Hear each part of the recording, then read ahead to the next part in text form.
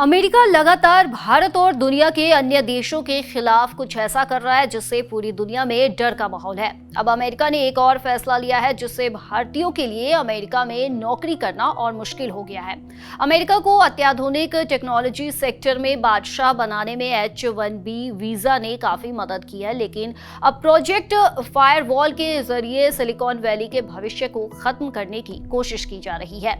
भारतीयों के लिए H-1B अमेरिकी सपने को साकार करने का रास्ता रहा है, लेकिन 21 सितंबर को अमेरिकी राष्ट्रपति डोनाल्ड ट्रंप ने इस H-1B वीजा पर $1 लाख का फीस लगाकर भारतीयों के लिए करीब अमेरिका का दरवाजा बंद कर दिया है।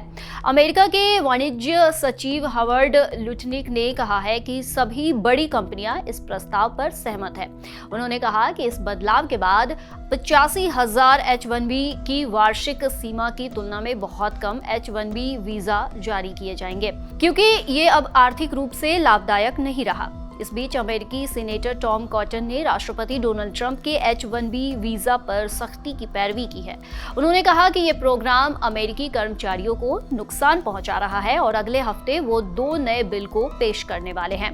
दरअसल अमेरिकी लेबर डिपार्टमेंट ने प्रोजेक्ट फायरवॉल नाम से एक बड़ा निगरानी अभियान शुरू किया है, जिसका मकसद H-1B वीजा के दुरुपयोग को रोकना है।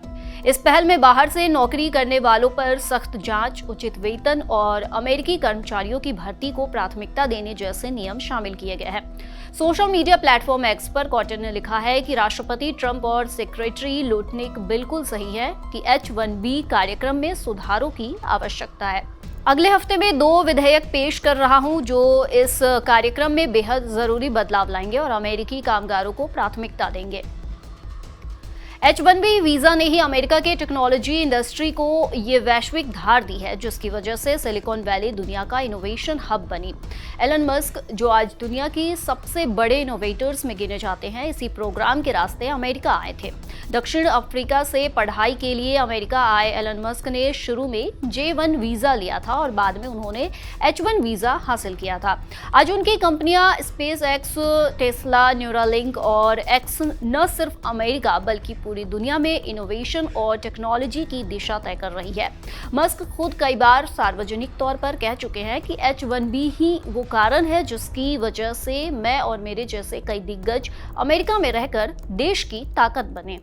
एलन मस्क की तरह ही सत्या नडेला, जो आज माइक्रोसॉफ्ट के CEO हैं, उन्होंने भी 1990 के दशक में अपना करियर H-1B वीजा के सहारे ही शुरू किया था।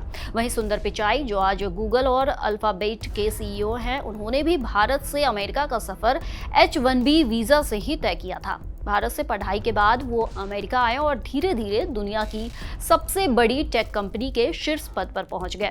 पिचाई हमेशा से इस बात पर जोर देते आए हैं कि इमिग्रेशन ने अमेरिका की आर्थिक सफलता और टेक लीडरशिप में बड़ा योगदान दिया है। जब 2020 में ट्रंप प्रशासन H-1B और अन्य वर्क वीजा पर रोक लगाई थी, उस वक्त पिचाई ने ट्वीट कर कहा था कि इमिग्रेशन ने अमेरिका की सफलता में अपार योगदान दिया है। गूगल भी आज जो है उसमें प्रवासियों की बड़ी भूमिका है, लेकिन ऐसा लगता है कि ट्रंप को इन बातों का कोई फर्क पड़ता नहीं दिख रहा है। शायद इसलिए वो लगातार ऐसी नीतियां बनाते जा रहे हैं जो न सिर्फ बाहरी लोगों को अमेरिका आने से रोकता है, बल्कि खुद इसके कारण अमेरिका की अर्थव्यवस्था भंवर में फंसती दिख रही है।